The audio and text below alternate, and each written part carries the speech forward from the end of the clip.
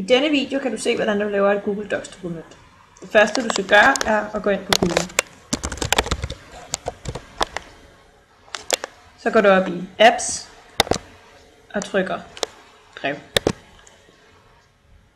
Her logger du så ind på din e-mail, din Gmail.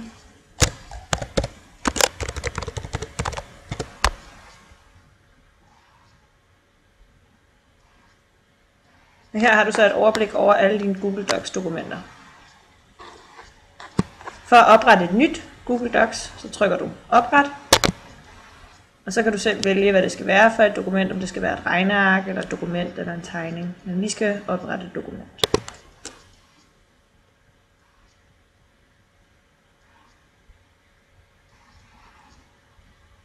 Nu har du oprettet dit første Google Docs dokument. Og for at dele det med nogle andre, så kan du trykke Del heroppe i hjørnet. Så kan du navngive dit dokument.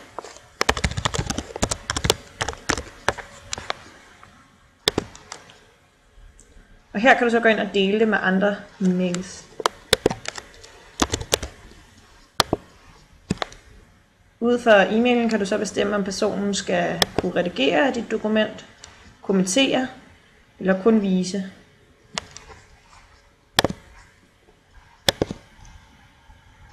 Nu vil personen få en mail om, at de er blevet inviteret til dit Google Docs dokument.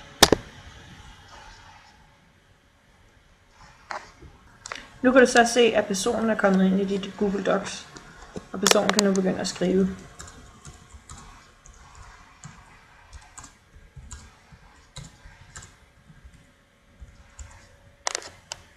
Og så kan du svare personen.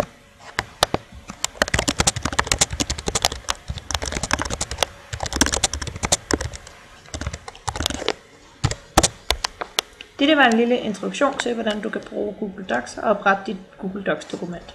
Hej hej.